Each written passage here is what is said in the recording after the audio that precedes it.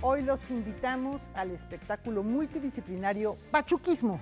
Y a 65 años de su partida, el legado del autor de La Raza Cósmica sigue vigente. Rafael García Villegas, amigos, amigas, quédense en Noticias 22. Así es, mi querida Laura Barrera, amigos del auditorio, bienvenidos.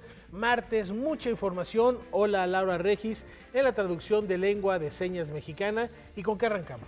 Bueno, fíjense que el periodista Pedro Miguel habló en exclusiva para Noticias 22 sobre el caso de Julian Assange. La nota es de Gretel Luengas. Una vez liberado, tras 14 terribles años preso, Julian Assange podría venir a México, según reveló el analista del periódico La Jornada, Pedro Miguel, quien también como periodista mexicano se reunió en su momento con el activista australiano en Londres. ¿Crees tú que en algún momento venga Julian Assange a México?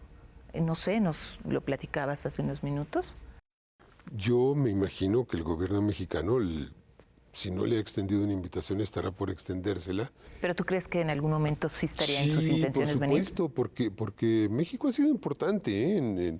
Así como Julian ha sido muy importante para México, porque nos hizo conocer cosas de México de las que no teníamos la más remota idea. Por ejemplo, no sabíamos el papel crítico que desempeñó la Embajada de Estados Unidos en incrustar a Felipe Calderón en Los Pinos. No teníamos conocimiento de eso. Entonces, estamos en deuda con él, pero creo que le hemos correspondido, y la máxima expresión de esa correspondencia ha sido las gestiones que ha hecho López Obrador, tanto ante Trump como ante Biden, para su liberación. Entonces, yo pienso que Julian, más temprano que tarde, lo vamos a tener acá, hablándole a la sociedad mexicana en vivo. En este sentido, el periodista refirió la visita que hicieran a nuestro país el padre y hermano de Assange en el año 2022, para sumar voces contra esta injusticia. Y recordó su encuentro con Julian Assange en el año 2011 y las entrevistas que sostuvo en su momento con el activista y creador de Wikileaks. Fue algo totalmente clandestino. Él me entregó los cables del Departamento de Estado correspondientes a México. La entrevista fue en 2012 o 2013. ¿Qué opinas hoy de su liberación?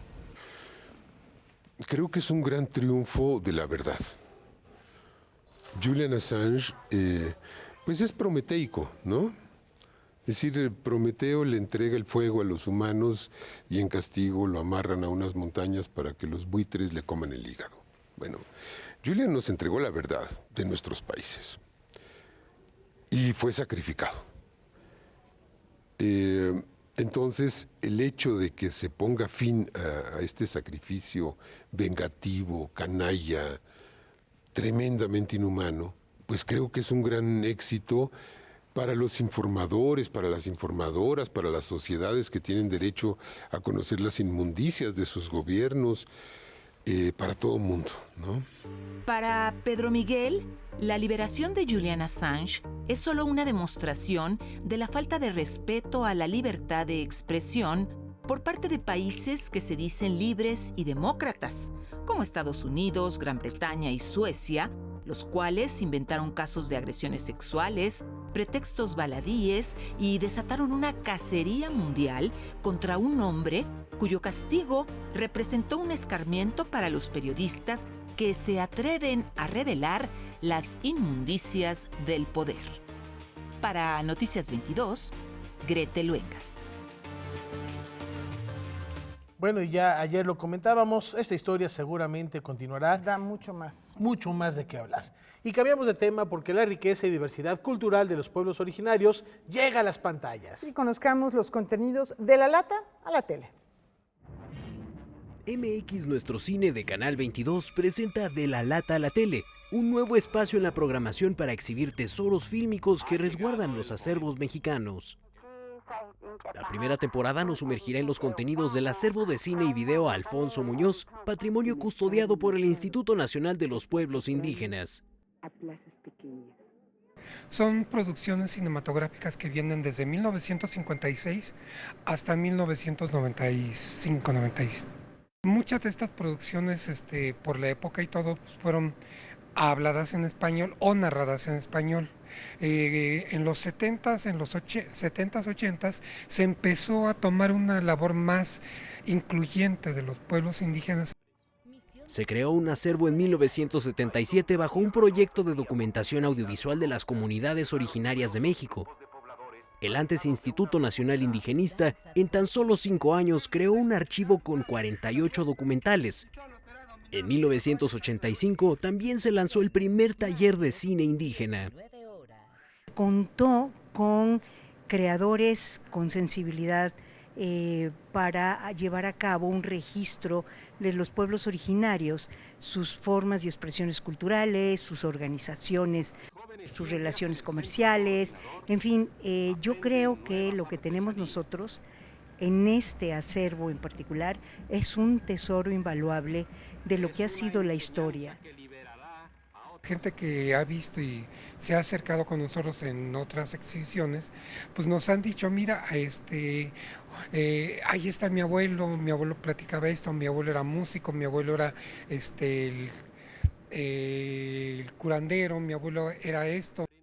Nosotros es parte de nuestra propia responsabilidad como instituto que se preocupa por salvaguardar y mostrar la cultura de los pueblos indígenas. La barra De la Lata a la Tele, Acervos de México, por la señal 22.2 de Canal 22, se estrenó hoy martes 25 de junio con Todos Somos Mexicanos, de José Arenas.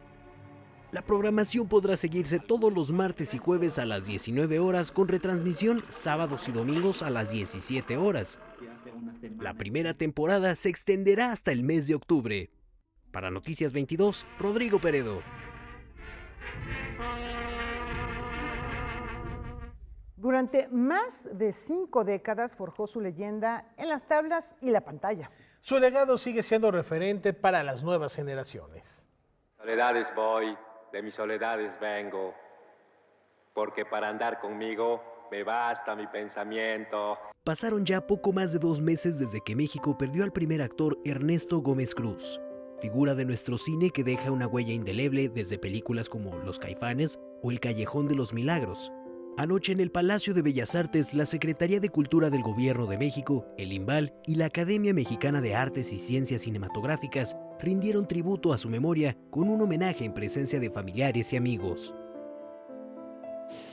Ahora, en este emblemático foro, te homenajeamos a ti, al Caifán, el que las puede de todas, y sí, Ernesto, las puedes y las metiste de todas. Hay una gran fortuna que al ser Ernesto un actor fundamentalmente de cine, lo tenemos. Y sus películas nos permiten volver a ver y rever sus inolvidables interpretaciones. La ceremonia fue dirigida por el actor Esteban Soberanes. Con recuerdos y anécdotas, durante hora y media, conocidos y cercanos evocaron a su amigo, el que, además de actor, también quería ser cantante, al actor con más premios Ariel en la historia de la Academia. Se proyectaron fragmentos de películas como La Víspera de Alejandro Pelayo o El Infierno de Luis Estrada. Saide Silvia Gutiérrez, Roberto Sosa, Evangelina Martínez y otras personalidades compartieron sus memorias con Gómez Cruz fuera y dentro del set. Llegué a la escuela de teatro, conseguí de alguna manera un lugar donde quedarme en el famoso auditorio que estaba arriba del Teatro Granero, y tuve la fortuna de que cuando yo llegué a ese pequeño cuarto, quien estaba mi compañero era Ernesto.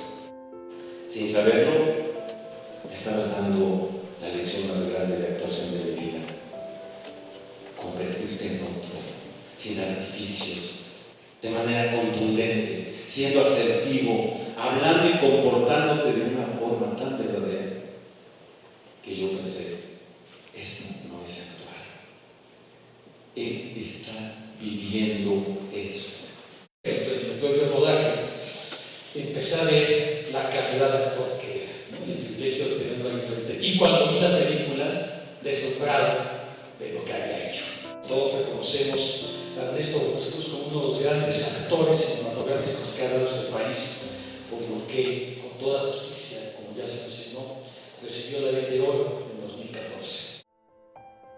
Marta Gómez Barrientos, hija del primer actor, llegó acompañada de la urna de Ernesto y su Ariel de Oro. Compartió también unas palabras y de manos de Lucina Jiménez López, directora del IMBAL, recibió la Medalla Bellas Artes a nombre de su padre. La ceremonia concluyó con un nuevo número del Ballet Folclórico de México, inspirado en la figura de Ernesto Gómez Cruz.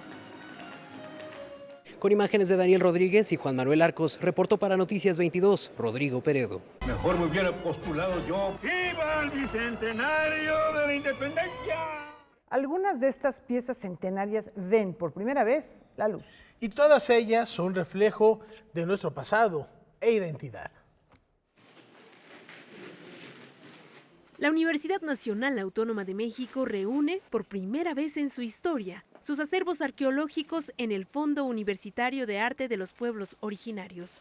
Ahora, este sitio alberga 15.550 piezas, la mayoría inéditas, debido a que no se han expuesto públicamente.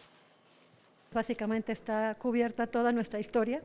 Entonces, los más antiguos son de la época preclásica, estamos hablando tal vez entre el 1500 y el 2000 antes de Cristo, y las más recientes de la época prehispánica son previas a la conquista europea, estamos hablando en torno a 1400, 1521 sería lo máximo, ¿no?, de la época prehispánica. Y las piezas coloniales corresponden sobre todo al siglo XVI. El fondo fue instaurado en 2019 como parte del proyecto de interpretación Xaltiloli, espacio de arte, memoria y resistencia que se inauguró en 2021. Ubicado en el Centro Cultural Universitario Tlatelolco, el lugar ya contaba con 3.000 piezas, pero recientemente fueron trasladadas 12.550 objetos que se encontraban bajo el resguardo de la Dirección General de Artes Visuales de la UNAM. Por primera vez se van a trabajar desde la perspectiva de la arqueología, se van a tener en un nuevo espacio aquí en Tlatelolco con la identidad, como comentábamos hace un momento, de la investigación arqueológica, ¿no?, por el lugar en el que estamos y por la historia de los espacios. Pero además creo que la importancia está en recuperar, visibilizar los acervos. El traslado de estas piezas se realizó en coordinación con el Instituto Nacional de Antropología e Historia y la Dirección General de Patrimonio Universitario. Con esta bóveda se busca resguardar y hacer públicos los objetos del pasado mexicano que están bajo el cuidado de la universidad, mismos que podrán consultarse en su formato digital o en su exposición física en el recinto. Noticias 22, Karen Rivera. Las artesanías son las anfitrionas de esta fiesta. Es medio siglo de historia reunido en un solo lugar. FONAR cumplió 50 años este 28 de mayo y a partir de entonces hemos iniciado una serie de festejos. El primero de ellos, están todos invitados, es la exposición de carteles del FONAR de 1974 al 2024, aquí en su tienda Museo FONAR Patriotismo 691, donde hicimos un rescate histórico tanto de carteles de los concursos como de conferencias, de programas de venta, etcétera, y a través de ello pueden conocer la historia del FONAR y también de la gráfica de México, lo cual es muy interesante. Como parte de esta celebración del Fondo Nacional para el Fomento de las Artesanías, se dieron a conocer los resultados del Gran Premio Nacional de Arte Popular 2024. Fueron reconocidos 129 creadores distribuidos en 3 premios por cada una de las 36 categorías, 8 menciones honoríficas y 5 premios a la trayectoria artesanal. La premiación será el 18 de julio, también en el marco de este aniversario del FONAR. Hay también un premio para la pieza icónica de los 50 años de FONAR y se realizará en el bellísimo e imperdible espacio del Palacio Postal. Junto con la premiación se quedará la exposición en el Palacio y se develará, en este caso no se develar, sino se cancelará el sello postal. Siguiendo con las festividades, el día jueves se abre la gran expoventa artesanal por los 50 años de FONAR con 500 artesanos de todo el país y se aprovechará el momento para la develación del billete de lotería lleven su cachito, que es cada una de las piezas es un cachito del alma y el corazón de los artesanos. Estas piezas vienen representadas justamente en los billetes de lotería. La conmemoración continuará el día de mañana a las 11 horas, con la premiación del Concurso Nacional de Textiles 2024 en el Museo Nacional de Historia Castillo de Chapultepec. Con estas actividades, la institución promueve el trabajo de los artesanos del país y contribuye a su desarrollo humano, social y económico. FONAR no existiría obviamente sin todos estos creadores y creadoras que además van modificando sus piezas y son un reflejo de la vida cotidiana del país. Si te fijas en cada pieza, cuentan una historia.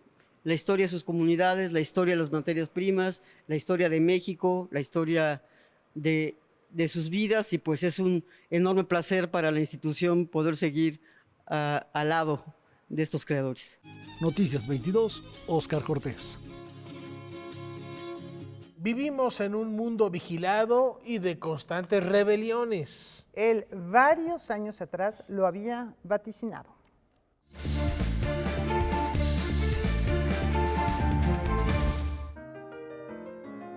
Eric Arthur Blair, más conocido por el seudónimo de George Orwell, nació el 25 de junio de 1903 en Motari, India. Fue un escritor, novelista y periodista. Su excelencia académica le llevó a conseguir becas para dos de las mejores escuelas de Inglaterra, Eton y Wellington. Establecido en París a partir de 1928, Orwell escribió su primera obra de renombre titulada Sin Blanca en París y en Londres, publicada en 1933. A partir de 1941, durante la Segunda Guerra Mundial, Orwell empezó a trabajar para el Servicio Oriental de la BBC, dirigiendo programas de radio para ganar el apoyo de la India y de los países del este asiático a los ejércitos aliados. El escritor pasó a la historia de la literatura universal gracias a obras como 1984 y Rebelión en la Granja, novelas que hoy en día continúan vigentes. En 1945 se publicó el libro Rebelión en la Granja, una fábula política basada en la historia de la Revolución Rusa y la traición de Stalin, en la que un grupo de animales de una granja se alían para derrocar a sus dueños humanos. 4 años después, el autor publicó su obra más icónica, la novela distópica 1984. Esta trata sobre un mundo futuro en el que la sociedad es controlada por un gobierno totalitario liderado por el Gran Hermano. La novela fue más exitosa que la anterior, posicionando con el tiempo a George Orwell junto a los grandes escritores de la distopía y la ciencia ficción. Otras de sus obras destacadas son Homenaje a Cataluña, Mi Guerra Civil Española, Diario de Guerra o Subir por aire. George Orwell falleció a los 46 años el 21 de enero de 1950 en Londres. El escritor reflejó en su obra literaria la cara más oscura de los totalitarismos del siglo XX. Asimismo, predijo algunos de los cambios sociales que se han cumplido en el presente. Para Noticias 22, Diana Obispo. Conozcamos la historia de El hombre controlador del universo y cómo este mural obtuvo una nueva vida. En los años 30 del siglo pasado, Diego Rivera era considerado el artista mexicano más importante del mundo. Gracias a su prestigio como muralista, la acaudalada familia Rockefeller de los Estados Unidos le comisionó la creación de una gigantesca obra pictórica en el vestíbulo del edificio principal del naciente Centro Rockefeller de Nueva York. El mural en cuestión llevaba por título El hombre en la encrucijada e ilustraba símbolos y personajes asociados a los dos grandes bloques ideológicos que habían dividido al mundo. Sin embargo, la inclusión del rostro del dirigente bolchevique Lenin propició la suspensión de la obra y su eventual destrucción. En el vestíbulo de uno de los lugares más importantes de la economía norteamericana, que es el Centro Rockefeller, no podía existir la figura justamente del anticapitalista por excelencia, que era Lenin. Al final, pues, lo liquidaron y lo bajaron del andamio y ni siquiera le dieron sus cosas y lo corrieron del edificio en ese momento. Y posteriormente meses después, febrero del 34, destruyeron completamente, pulverizaron el mural. En 1934, meses después de este hecho que el propio Rivera denominó terrorismo cultural, fue invitado a realizar una réplica de la polémica obra con motivo de la inauguración del Palacio de Bellas Artes, donde permanece hasta hoy con el título de El hombre controlador del universo. A 90 años de distancia, el coloso de mármol presenta la exposición Diego Rivera, Nueva vida a un mural destruido 1933-1934, una revisión sintética que da cuenta de los momentos cruciales en la creación de esta obra monumental. A 90 años de su creación, el equipo del museo y del Instituto Nacional de Bellas Artes decide traer a esta exposición para profundizar más y conozcamos más acerca de la historia, de cómo fue que este mural llegó a la Ciudad de México y sobre todo llegó al Palacio de Bellas Artes. La exposición, conformada por poco más de 30 piezas entre bocetos, pinturas, fotografías y fragmentos fílmicos y sonoros, podrá visitarse hasta el 8 de septiembre en la Sala Siqueiros y Camarena del Museo del Palacio de Bellas Artes. Noticias 22, César H. Meléndez. De las costas del Mediterráneo y las arenas del Sahara nos llegan los vientos del sur. La música, las tradiciones, la cultura de Argelia llegan a México a través de la mirada de Imenek Helifi, una artista que nos invita a recorrer su país de origen a través del pincel. Los vientos del sur es el nombre de esta exposición que exhibe el Museo Nacional de las Culturas del Mundo y que conmemora los 60 años de las relaciones diplomáticas entre México y Argelia. La artista Imenek Helifi llegó hace 15 años a México y con su pintura retrata la visión de una mujer migrante e independiente y delinea su profundo amor por sus raíces. Toco temas de la inmigración, que es una serie azul que habla de los migrantes que viajan de Argelia con el sueño europeo, cruzan el Mediterráneo en unos botes muy chiquitos que cargan normalmente 10 personas, pero suben 50 personas, la mayoría terminan muertos, ahogados en el mar. Otro tema que traté es histórico sobre las tiendas de Ouled Nail, que es un pueblo muy antiguo en Argelia, en el cual yo soy de origen de allí. El recorrido de la muestra se compone de 53 obras en las que también se abordan los celos, el matrimonio y los santos argelinos. Inspirada en las mujeres de Argel de Picasso, la artista dedica una serie a la elegancia que caracteriza a la población femenina del país de África del Norte. Expreso ahí la vestimenta tradicional de Argelia, diferentes trajes típicos desde el desierto, el norte, el este y el oeste de Argelia. Y otros temas variados que toco, por ejemplo, la prostitución y los derechos de la mujer prostituta en Argelia, cómo se hace ese oficio, cómo los protege el gobierno. Los Vientos del Sur está vigente hasta el 24 de septiembre en el Museo Nacional de las Culturas del Mundo. Noticias 22, Karen Rivera. Pilar de la cultura y la educación en México, evocamos la memoria del autor de La raza cósmica. José Vasconcelos fue un abogado, escritor, educador y filósofo mexicano perteneciente al Colegio Nacional y la Academia Mexicana de la Lengua.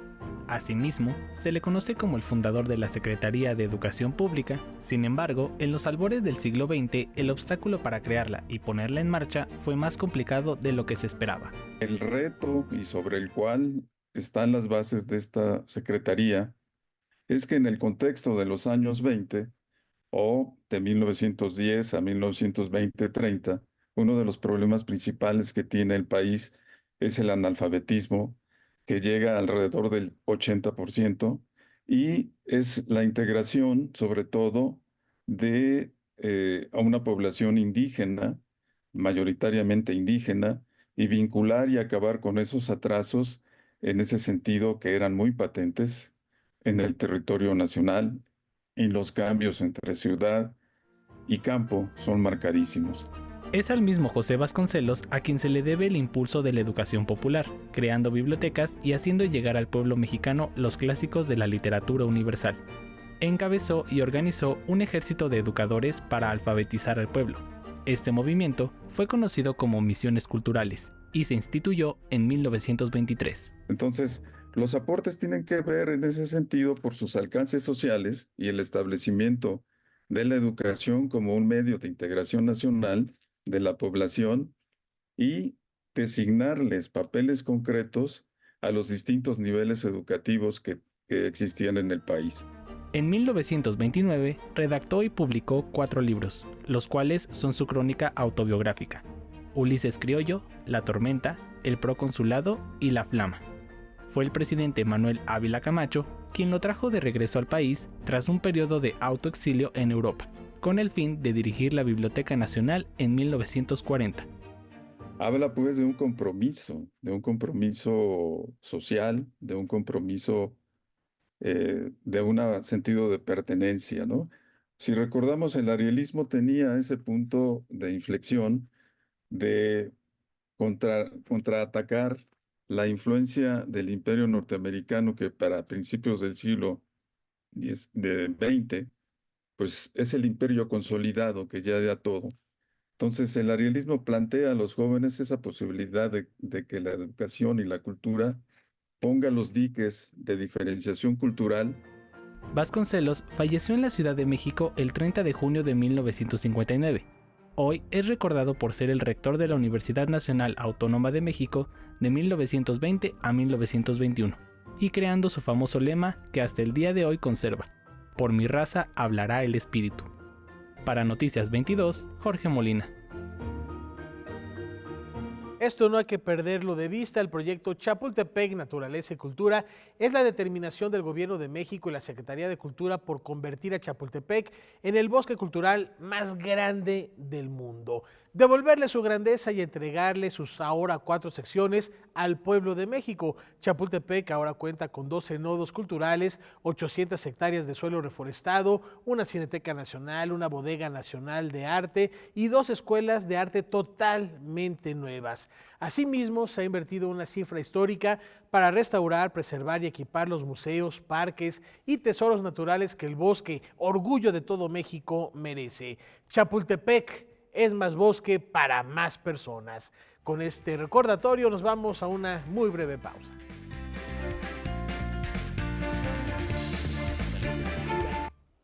Como cada semana, volvamos la mirada y provoquemos el diálogo y la reflexión desde la zona violeta.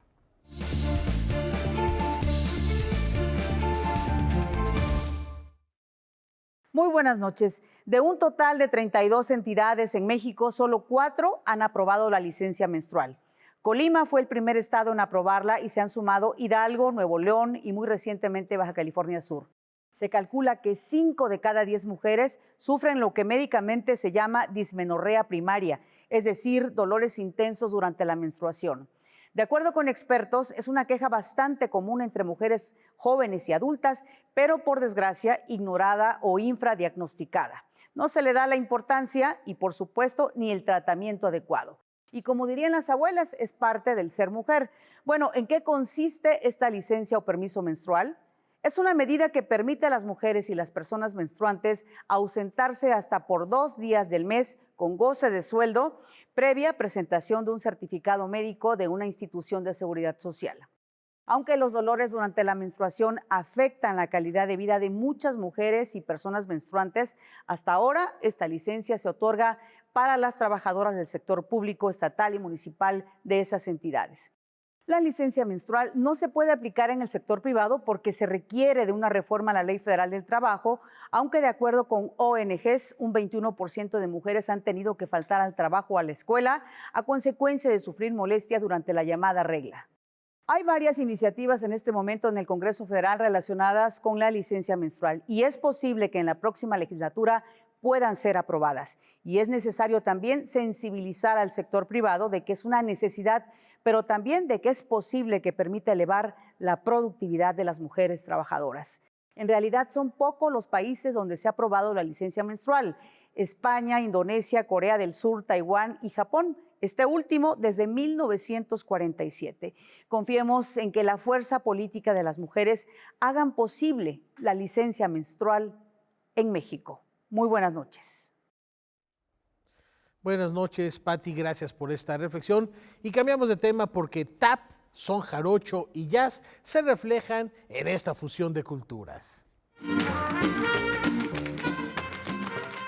Vanessa Sánchez, después de varios años de investigación, ha creado Pachuquismo. Este espectáculo multidisciplinario mezcla el tap, son jarocho y jazz para hablarnos de un movimiento relevante para la comunidad mexicana en los Estados Unidos. My interest in exploring the history of the Pachuca started when I was very, very young. I always knew that my family came from Mexico, but my parents were born in the United States. I was born in the United States, and it was a history and culture I was really aware of, but I also felt very distant from it, being born and raised in the United States. So I found out about the Pachuca culture when I was very young. I was about 7 or 8 years old, and it just was something I connected with instantly. Pachuquismo se centra en la participación de las mujeres durante las décadas 40 y 50 en Estados Unidos. We live in a culture where male stories dominate the media, where male stories dominate history, and women are seen as the supporters. Women are seen as the people helping the men, as opposed to being the center of the story. And so that was something I really wanted to change in the show Pachuquismo. Though we are looking at the history of the Zoot Suit riots, we are looking at the history of Pachuco culture, we're really specifically identifying the young women that have been overlooked throughout history. You're going to see the fight, you're going to see the history, you're going to see how we continue to fight for our rights, for our space, for the right to be who we are. And you're going to see that on stage, and then, you know. Pachuquismo se presenta el sábado 27 de julio a las 19 horas en el Teatro de la Ciudad Esperanza Iris. Noticias 22, Alberto Aranda. Ganadores del Premio Nobel de la Paz se van a reunir en nuestro país. La meta es cimentar un camino hacia la prosperidad colectiva. En el marco de los 200 años de fundación de Nuevo León, dicho estado será sede de una edición más de la Cumbre Mundial de Premios Nobel por la Paz 2024, en conjunto con el Encuentro Mundial de Valores. Este año estamos muy contentos porque junto con el gobierno del estado de Nuevo León, el Encuentro Mundial de Valores ahora será quien reciba esta Cumbre Mundial de Premios Nobel de la Paz. Esta es una organización internacional que está cumpliendo 25 años. Cada 2 años hace este evento y pues Monterrey ahora, Nuevo León, será la sede. Se llevarán a cabo conferencias y espacios de diálogo, además de contar con la participación de 70 universidades de todo el mundo. Todo esto con el objetivo de compartir proyectos de problemáticas sociales y presentar soluciones. Son personalidades que se han destacado dentro de las comunidades por haber hecho una labor que ha sido maravillosa, que ha transformado la comunidad en diferentes cosas. Hay premios Nobel que estarán viniendo porque en algún momento ayudaron a su comunidad, a las mujeres a salir adelante de las problemáticas que estaban viviendo, y así cada uno de estos premios Nobel tiene una historia.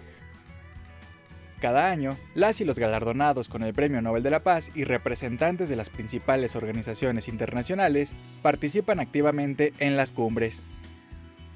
Estamos muy contentos esperando que Nuevo León se engalanezca con ellos y que pues mucha gente pueda escucharlos, pueda venir a Nuevo León, pueda venir a Monterrey. Monterrey será premiado como la ciudad internacional de la paz. Habrá eventos culturales, artísticos alrededor de este magno evento. Para Noticias 22, Iván Ramírez. Ahora descubramos la relación entre la luz y el paisaje que existe detrás de este arco iris. El Centro Multimedia del Centro Nacional de las Artes presenta Antes del Cenit, de Julia Carrillo, una exposición que nos invita a crear conciencia sobre la interacción entre la luz y el paisaje. Antes del cenit, pues es un arco iris, como lo estamos viendo, tenemos un sol, tenemos un río y un fenómeno natural, ¿no? Que es el arco iris. Como vemos, la pieza no está estática, sino que está interrumpida por un par de gotitas de agua que rompen la refracción de luz y nos da también otro juego que podría parecer la frecuencia cardíaca o una medición de audio, por ejemplo. Julia es egresada de la Universidad Nacional Autónoma de México, en la licenciatura en Matemáticas. Realizó estudios en la Escuela de Artes Visuales de Nueva York y una maestría en Artes Visuales en la Academia de San Carlos. Son procesos muy interesantes donde está este juego y esta línea muy delgada del arte, de la ciencia, de la experimentación. Y esto ha sido un poco toda la obra de Julia Carrillo. Creo que pues que ha jugado también con agua, con espejos, siempre con elementos naturales, y creo que llegar a esta pieza antes del cenit nos da cuenta también de su trayectoria. Julia aplicó sus conocimientos en la ciencia y las artes y realizó una serie de cálculos, mediciones y cambio de luces para poder lograr la curvatura del arco iris y poder representar lo que ella quería. La veías anotando un montón de cosas, se iba, volvía a las 3 horas, movía las cosas de nuevo, volvía a los 2 días y volvía. Cada vez desmontaba todo, quitaba marcas y volvía a empezar. Y pues sí fue un proceso como de un mes más o menos para que ella pudiera decidir las dimensiones totales del espacio, del carnal, el tipo de lámpara que iba a ocupar. La exposición permanecerá hasta el 25 de agosto en la Galería Manuel Felgueres con un horario de 10 de la mañana a 5 de la tarde y el acceso es totalmente gratuito. Para Noticias 22, Iván Ramírez. Tenemos libros, vamos a ver qué llegó al buzón de Noticias 22 esta semana. Empezamos con Luz Irregular, de Silvia Eugenia Castillero, con una nota introductoria de José Homero Borges. Esta nueva entrega de material de lectura reúne una treintena de poemas entre los que se encuentran La Marea, Caracol y El Ángel. Publica la UNAM. La Revolución de los Claveles, de Ricardo Viel. El movimiento así denominado fue un golpe de Estado de los militares en Portugal en 1974 contra la dictadura. Viel reúne testimonios e historias que recapitulan esta etapa. Publica Fondo de Cultura Económica. Y Edificio La Princesa, de Bruce Swansea. Alguien observa la calle sin que nadie note su presencia. Una empleada atestigua un asesinato. Una madre no puede levantarse de su cama. Un hombre no entiende a las mujeres. 11 relatos que tienen algo en común. Habrá que descubrirlo. Publica la UNAM. ¿Qué te parece? Bueno, es muy difícil la selección, Laura, porque bueno, me encanta la poesía, pero siempre la historia me llama la atención de manera particular. No obstante, la ficción que nos compartes en ese libro de Swansea, con la pluma de Swansea, híjole, bueno, ahorita voy a ver cuál me prestas para llevarlo a leer durante el resto de la semana. Y cambiamos de tema porque la fuerza femenina se hace latente más allá de la última frontera.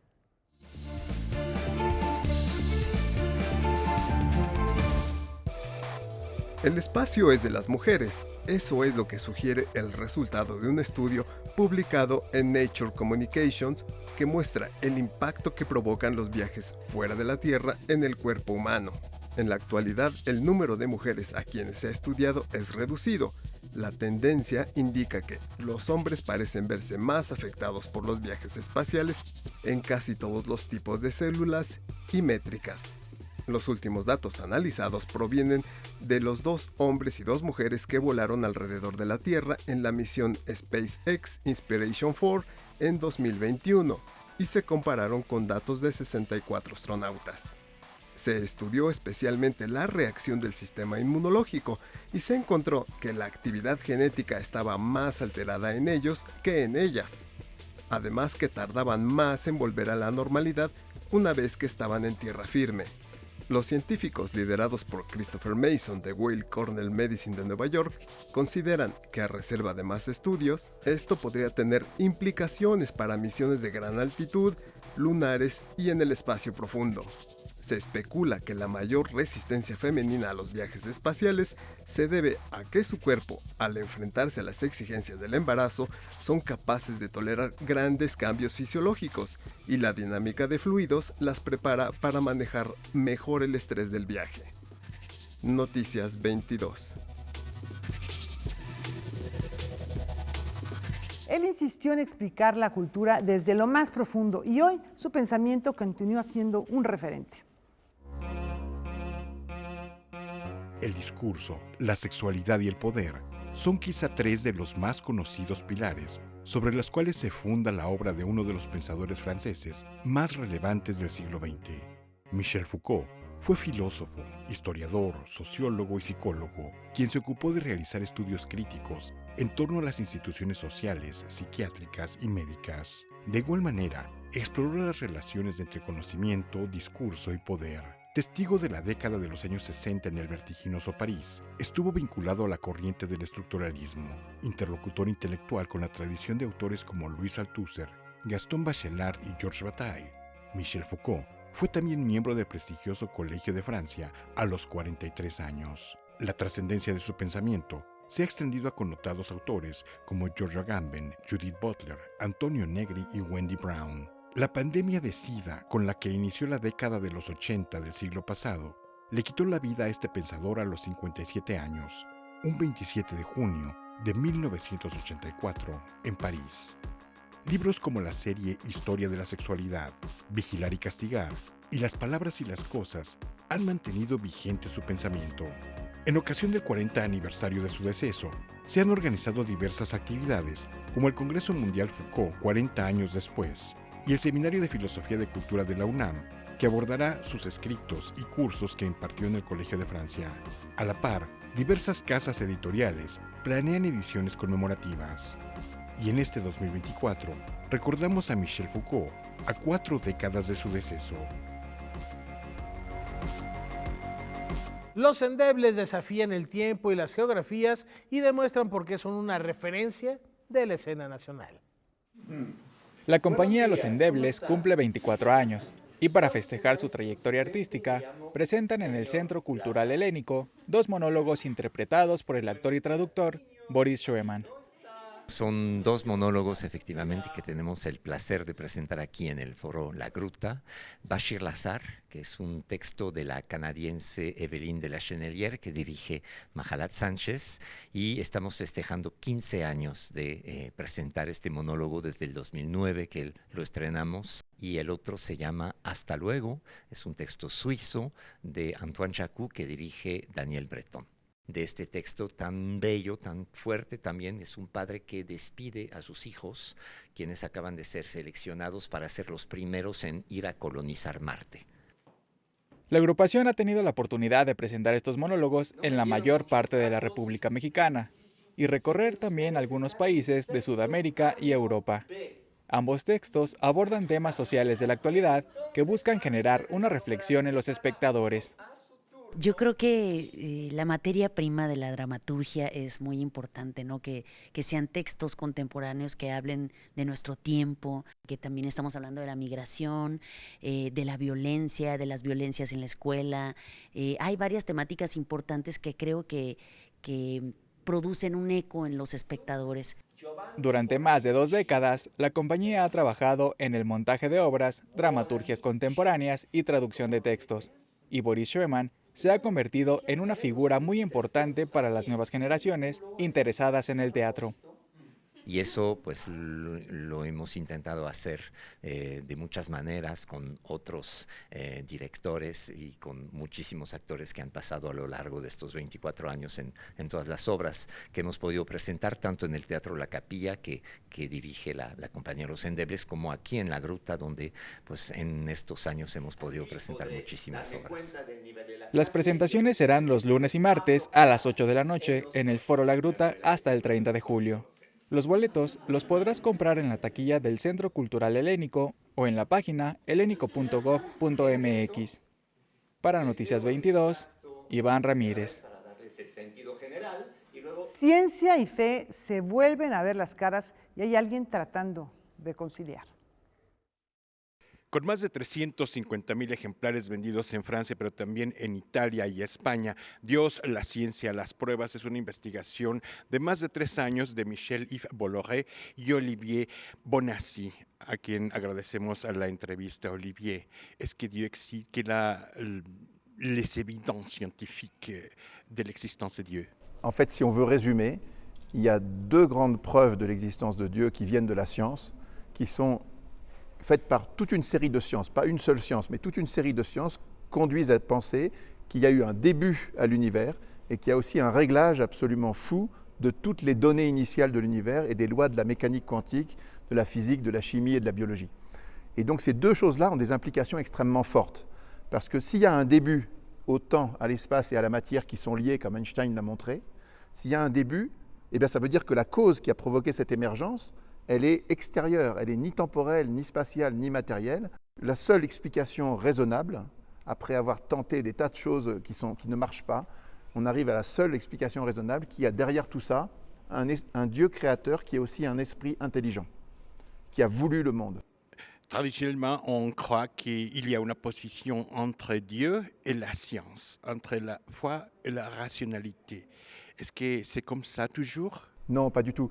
En fait, c'est incompréhensible cette opposition parce que la réalité est exactement l'inverse. C'est la religion chrétienne qui a créé la science moderne. Depuis le Moyen-Âge, dans le monde chrétien, la science a progressé. Il y a eu des universités, il y a eu des monastères qui ont rassemblé les livres et qui n'ont rien brûlé. Ils n'ont jamais brûlé de livres. Ils ont rassemblé les livres pour que la connaissance augmente. Et la connaissance a augmenté de manière fulgurante dans l'Europe chrétienne, qui a dominé le monde ensuite à cause de ça. Il y a une limite de la science pour connaître Dieu? Alors la science peut dire beaucoup de choses. Elle peut dire que le monde tel qu'on le connaît est inexplicable sans l'existence d'une cause extérieure qui l'a créé. Mais elle ne peut pas aller plus loin. Pour aller plus loin, il faut une révélation. Et ça c'est pas dans l'ordre de la science. La révélation, c'est la religion. De quel Dieu est-ce que vous parlez? De Christ? Alors, dans ce livre, on ne parle pas de religion. On ne parle pas de qui est Dieu, ni de est-ce qu'il s'est révélé, comment vivre avec lui, tout ça, ce n'est pas des questions. C'est une question qui est très limitée. Est-ce qu'on peut croire qu'il n'y a rien d'autre que l'univers matériel, ou est-ce qu'on est obligé de penser que l'univers matériel ne se suffit pas et qu'il a été créé par un être extérieur avec une puissance fantastique et aussi une intelligence fantastique, puisque tout a été réglé pour que l'homme puisse un jour advenir? Vous finissez, la conclusion de ce livre dit que le matérialisme, c'est une croyance irrationnelle d'un côté. Je voudrais approcher la notion de Dieu parmi une société mondiale qui est orientée sur le matérialisme, sur la consommation et d'un autre côté sur le fondamentalisme religieux. Qu'est-ce que vous pensez? Comment est-ce qu'une conception nouvelle de Dieu à travers la science peut pénétrer la société actuelle? Moi, je pense qu'il y a quelque chose qui est absolument fondamental si on veut vivre bien les uns avec les autres, si on veut être intelligent, c'est de regarder les choses rationnellement, d'essayer de ne pas être émotionnel, mais d'être rationnel. Et quand on regarde les choses rationnellement, on doit arriver à la conclusion rationnelle que Dieu existe. Dans le passé, les sociétés étaient unies beaucoup plus qu'aujourd'hui parce qu'elles avaient un fondement commun qui était au moins la croyance en l'existence de Dieu. Ça a été perdu dans beaucoup de sociétés. Moi, je vois en France, par exemple, la société est complètement éclatée et les gens croient tout et n'importe quoi. Et donc, on n'a plus de cohésion sociale, vous voyez. Et donc, si on retrouvait les bases un petit peu de la rationalité qui nous disent qu'il y a forcément un être suprême derrière tout ça, et en plus que le fait que le Christ ait annoncé qu'il faut s'aimer les uns les autres et être fraternel parce qu'on est fils d'un même père et qu'on est tous frères, si on savait ces 2 choses-là basiques, ça simplifierait quand même, si on les vivait vraiment, le monde serait meilleur. Dios, la ciencia, las pruebas aparece en Editorial Océano. En la cámara Javier Contreras y Enrique Varela, Noticias 22, Víctor Gaspar. Bueno, pues ahí está esta posibilidad de lectura. Y nos vamos, tenemos música, se cumplen 257 años del fallecimiento de George Philipp Telemann, que pues es un músico que es contemporáneo de Bach, de Händel, incluso es padrino de algunos de los hijos de Bach.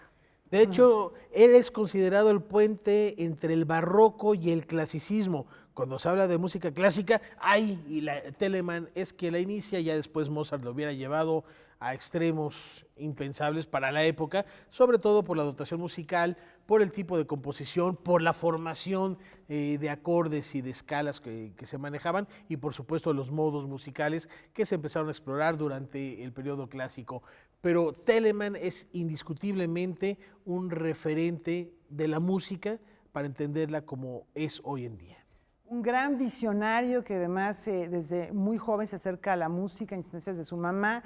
Es maestro de capilla, Kapellmeister de muchas de las principales iglesias de Hamburgo y de la realeza también. Y rápido, tan prolífico que ni siquiera él supo cuántas obras compuso. Era una cantidad de producción musical inusitada, no solo para la época, inclusive para nuestros días. Y no dudemos que todavía haya algún hallazgo por ahí, partituras sin clasificar, sí, ¿no? De Telemann. Y así lo recordamos. Muy buenas noches.